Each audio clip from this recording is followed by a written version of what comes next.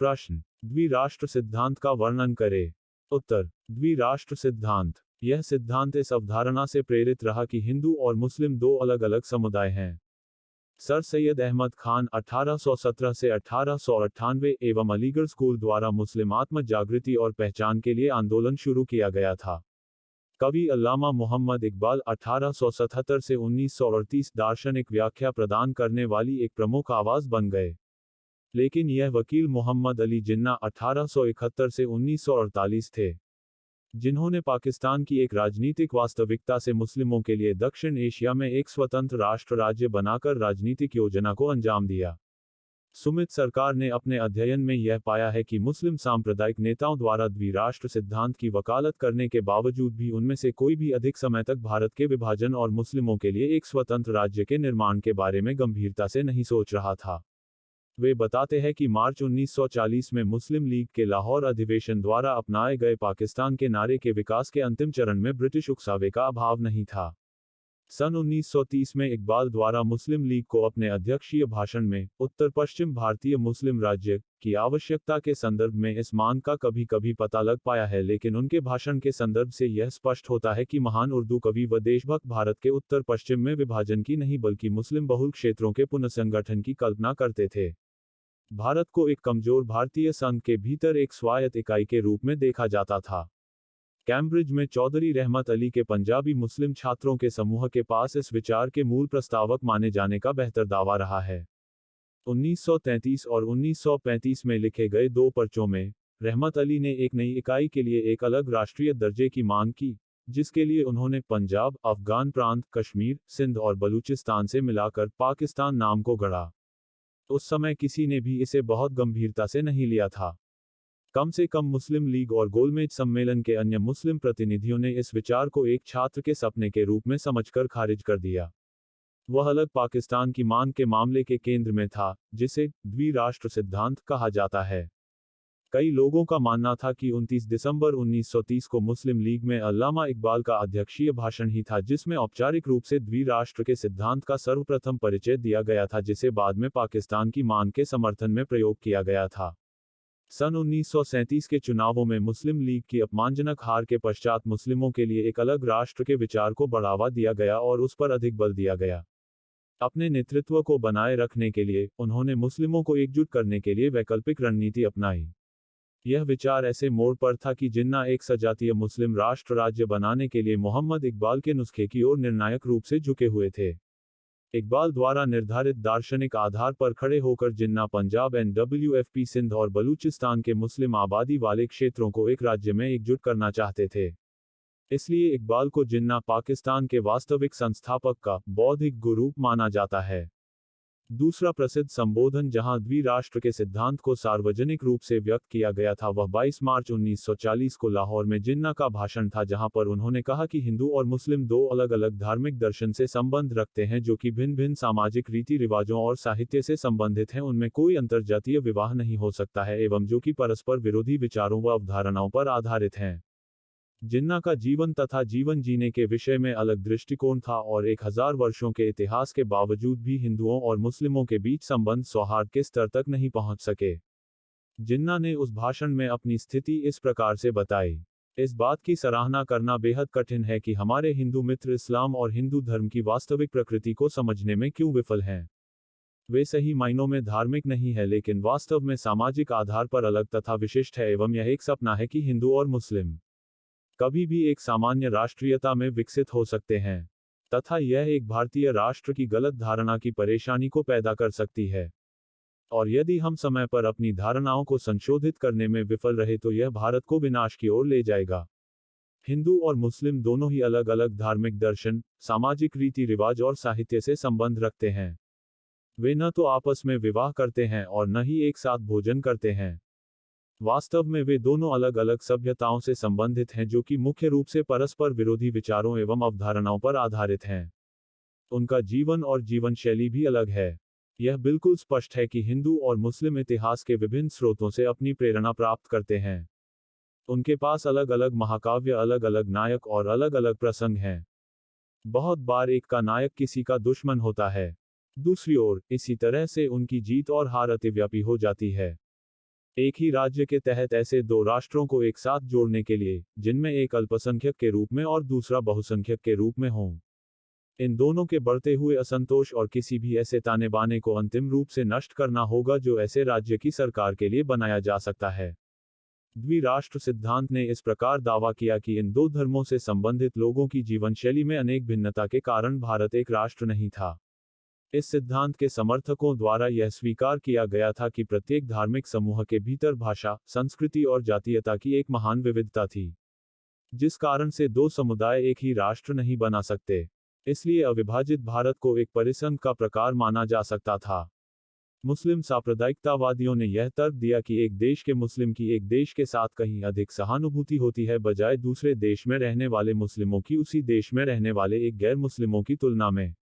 इसलिए एक राष्ट्र के रूप में भारतीय मुस्लिमों की अवधारणा जातीय रूप से उचित नहीं हो सकती है, लेकिन सामाजिक रूप से यह उचित था। इकबाल ने पैन इस्लामिक या उम्मा के राष्ट्रवाद धारणा का भी समर्थन किया था और पूरे क्षेत्र में सामुदायिक कल्याण की भी बात कही थी। हिंदू सांप्रदायिकतावादी द्विराष्ट्र के सिद्धांत से सहमत थे, लेकिन विनायक दामोदर सावरकर के नेतृत्व में हिंदू महासभा ने इसका विरोध किया तथा भारत का विभाजन और उस कारण से पाकिस्तान के निर्माण को इसका प्रमुख कारण बताया। सन 1937 में अहमदाबाद में आयोजित हिंदू महासभा के 19वें सत्र में वीर सावरकर ने अपने अध्यक्षीय भाषण में कहा था कि भारत को आज एक एकात्मक और सजातीय राष्ट्र नहीं माना जा सकता है, लेकिन इसके विपरीत मुख्य रूप से भारत में हिंदू और मुस्लिम दो राष्ट्र हैं। यह विचार अंग्रेजों की फूट डालो और शासन करो की नीति से प्रेरित था। सन 1909 में औपनिवेशिक सरकार द्वारा बनाए गए और 1919 में विस्तारित मुस्लिमों के लिए पृथक निर्वाचक व्यवस्था ने भारत में सांप्रदायिक राजनीति की प्रकृति को महत्वपूर्ण रूप से आकार दिया। देश के कई भागों में सांप्रदायिक दंगे और संघर्ष भी होने लगे थे। विभिन्न नेताओं के धर्मनिरपेक्ष व कट्टरपंथी दृष्टिकोण ने रूढ़िवादी मुस्लिमों और उनके समुदाय के अभिजात वर्ग को चिंतित कर दिया। दिनांक 23 मार्च 1940 के पाकिस्तान प्रस्ताव में उपमहाद्वीप के मुस्लिम बहुल क्षेत्रों के लिए स्वायत्तता की मांग को लेकर विभाजन के लिए मार्ग खोल दिया गया। माउंटबेटन योजना ने 1947 में देश के विभाजन को वैध और औपचारिक रूप दिया। सन 1940 से औपनिवेशिक शासन के अंत तक अंग्रेजों ने मुस्लिम लीग को अधिक बढ़ावा दिया, जो कि अंततः भारत को विभाजन के मार्ग पर ले गया। विभाजन के साथ स्वतंत्रता को जिन्ना और धर्मनिरपेक्षतावादियों दोनों ने ही स्वीकार किया था। इस योजना के प्रमुख बिंदु इस प्रकार थे। 1. पंजाब और बंगाल विधानसभाएं विभाजन के लिए मतदान करने हेतु हिंदू और मुस्लिम दो समूहों में होगी। यदि किसी समूह के साधारण बहुमत ने विभाजन के लिए मतदान किया, तो इन प्रांतों का विभाजन किया जाएगा। 2. विभाजन की स्थिति में 2 डोमिनियन और 2 विधानसभाएं बनाई जाएंगी। 3. सिंध अपना निर्णय स्वयं लेगा। 4. पश्चिमोत्तर सीमा प्रांत और बंगाल के सिलहट जिले में जनमत संग्रह द्वारा इन क्षेत्रों के भाग्य का फैसला होगा। हालांकि कांग्रेस ने दोनों इकाइयों के डोमिनियन दर्जे को भी स्वीकार कर लिया था। 16 अगस्त 1946 को जिन्ना ने प्रत्यक्ष कार्रवाई दिवस की शुरुआत की। अगस्त 1946 में जब लीग ने प्रत्यक्ष कार्रवाई दिवस को आयोजित किया, तो स्थिति जल्दी ही गंभीर हो गई। जब दो प्रदेशों के बीच जबरन पलायन शुरू हुआ, तो सही मायनों में यह सांप्रदायिक प्रलय अभूतपूर्व बन गया था और यह मानव इतिहास में सबसे घातक घटना थी। इस विभाजन के परिणामस्वरूप भारत और पाकिस्तान के बीच विभाजित होने वाले दो प्रांतों, बंगाल और पंजाब में सबसे भयानक दंगे हुए, जिसमें बलात्कार, रक्तपात एवं संपत्ति का विनाश भयावह और व्यापक रूप से था। बंद्योपाध्याय ने इसका वर्णन इस प्रकार से किया है कि आज के दिन कलकत्ता में नरक फैल गया था। पाकिस्तान का सही अर्थ बनाने के लिए और कैबिनेट मिशन योजना को अस्वीकार करने के कारणों को समझाने के लिए ही मुस्लिमों को देशव्यापी हड़ताल, विरोध सभाओं एवं प्रदर्शनों के माध्यम से उस दिन का पालन करना था। हालांकि इस घटना की गणना समय से गलत हो गई और यह कहा गया कि कलकत्ता और ढाका में मुस्लिम भीड़ और हिंदुओं के बीच अप्रत्याशित पागलपन शुरू हो गया। इस समय के दौरान उपमहाद्वीप सबसे बड़ी धार्मिक अशांति के दौर से गुजर रहा था। ढाका, चटगांव, मैमनसिंह, बारिसाल और पबना जैसे शहरों में सांप्रदायिक दंगे हो रहे थे।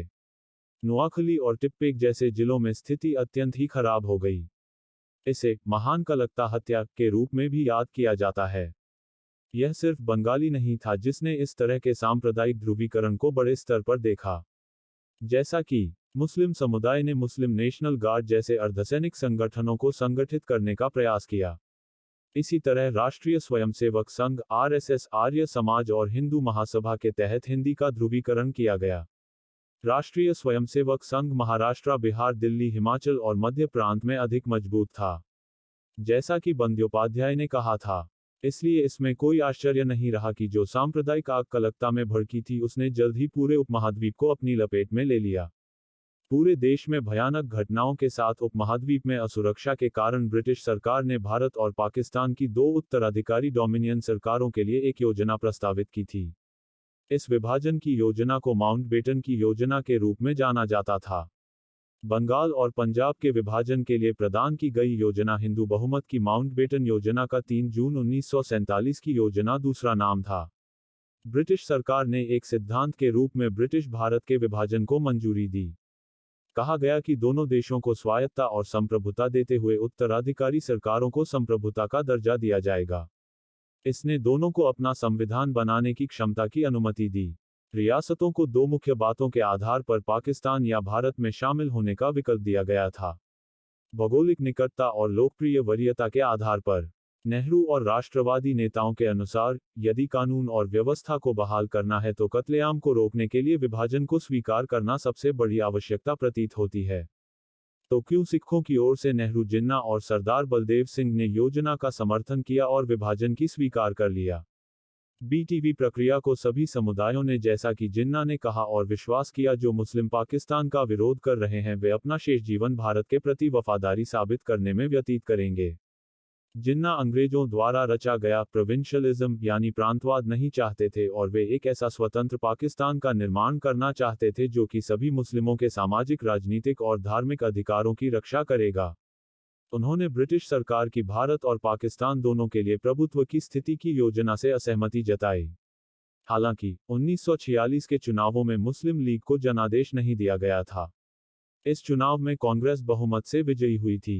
इससे जिन्ना बुरी तरह से निराश हुए और उन्होंने प्रत्यक्ष कार्रवाई दिवस की घोषणा की और एक स्वतंत्र मुस्लिम बहुसंख्यक पाकिस्तान की अपनी योजना पर बल दिया। प्रस्तुति समापन। आपका धन्यवाद। Disclaimer: This notes has been made after a lot of research, yet the accuracy of the answers may vary. The author assumes no responsibility or liability for any errors or omissions in the content of this notes.